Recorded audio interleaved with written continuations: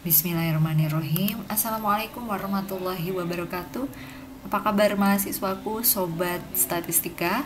Kali ini topik ke-11. Kita akan melanjutkan analisis faktor yang kemarin ada dibahas di topik ke-10 kita. Kali ini akan melanjutkan ke analisis klaster. Apa itu analisis klaster?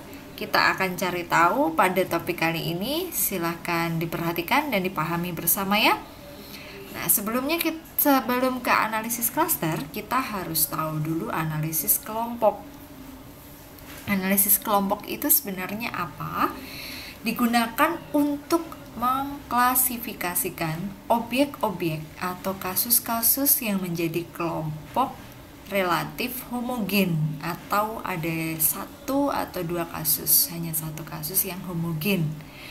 Sedangkan analisis klaster digunakan untuk mengkelompokkan sejumlah satuan analisis kepada klaster yang lebih kecil. Jadi klaster yang lebih kecil berdasarkan kemiripan atau kesamaan nilai. So, yang dikelompokkan adalah individunya. Klaster itu banyak digunakan dalam marketing dan juga politik untuk dikelompokkan secara psikografis atau segmentation analysis. Jadi Bu Intan ulangi, dalam analisis kelompok itu ada kalanya kita mengklasifikasikan objek-objek ya. Ada kasus-kasus yang dikelompokkan menjadi satu yang homogen. Tapi berbeda dengan analisis klaster. Kalau analisis klaster ini kita kelompokkan lebih kecil lagi. Satuan klaster itu lebih kecil berdasarkan mirip atau tidak ya, sama atau tidak ya nilainya. Jadi dikelompokkan adalah individunya. Ya, biasa digunakan dalam marketing maupun politik. Yang digunakan adalah secara psikografis atau yang disebut dengan segmentation analysis. Baik, kita lanjutkan. Suatu teknik statistik untuk mengelompokkan satuan-satuan analisis ke dalam sejumlah klaster berdasarkan kesamaan atau similarities. Sejumlah karakter yang dimiliki satuan analisis.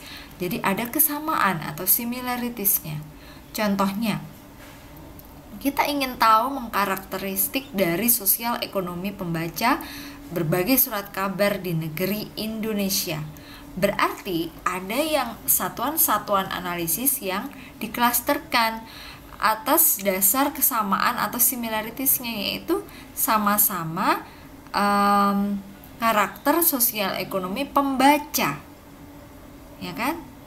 Karakter sosial ekonomi pembaca. Similarnya. Oke. Tahap cluster analisis, ada beberapa tahap yang perlu kalian ketahui. Cara untuk menganalisis cluster yaitu 1. Melakukan analisis kelompok terlebih dahulu. Kemudian diidentifikasi cluster. Ya. 2. Memformulasikan masalah.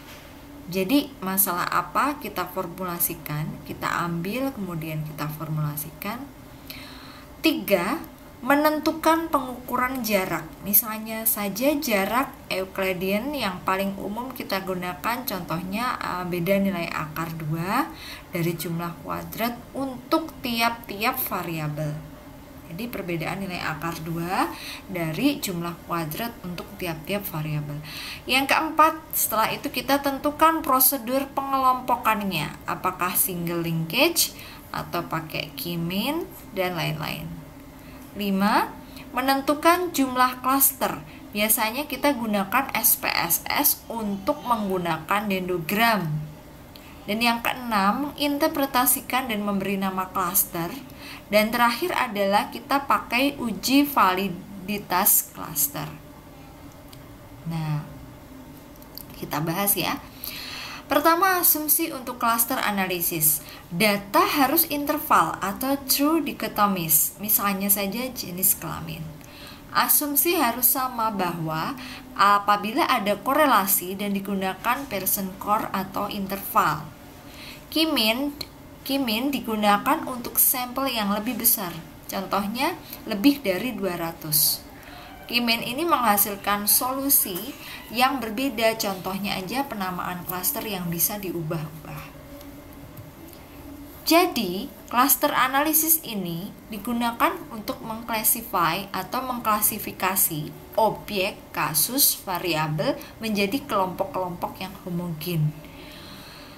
Grup atau kelompok ditunjuk oleh data dan tidak terdefinisi secara a priori, sehingga variabel yang dipilih harus berdasarkan penelitian, teori, hipotesis yang sedang diuji berdasarkan penilaian peneliti. Sebuah ukuran atau jarak dan kesamaan yang tepat harus dipilih. Ukuran yang lazim digunakan adalah jarak Euklidean tadi atau kuadratnya. Kita bahas prosedur pengelompokan. Sifatnya hierarkis dan non-hierarkis. Kita kelompokkan. Hierarkis ini dicirikan dengan pengembangan struktur seperti pohon. Metodenya aglomeratif dan divisif. Aglomeratif itu apa? Terdiri dari metode terkait atau tidak, varians dan sintroid. Kalau varian itu lazim digunakan adalah prosedur Ward. Dan prosedur non-hierarkis dirujuk sebagai pengelompokan dengan rataan sebanyak K. Metode ambang urutan, ambang paralel, dan partisi optimasi. Nah, jumlah kelompok didasarkan pada pertimbangan teoritis, konsep, dan praktis. Kelompok harus ditafsirkan menurut sentroid kelompok. Membuat profil kelompok menurut variabel yang tidak digunakan untuk pengelompokan merupakan hal yang membantu. Keandalan dan validitas pengelompokan dikaji dengan cara yang berbeda-beda. Nah, kesimpulannya adalah faktor analisis ini mengelompokkan variabel ke sejumlah faktor. Sedangkan klaster analisis mengelompokkan sejumlah satuan analisis. Jadi ingat-ingat ya, berbeda antara faktor analisis dengan klaster analisis.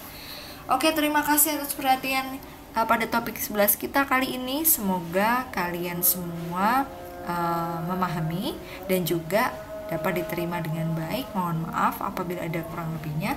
Wassalamualaikum warahmatullahi wabarakatuh.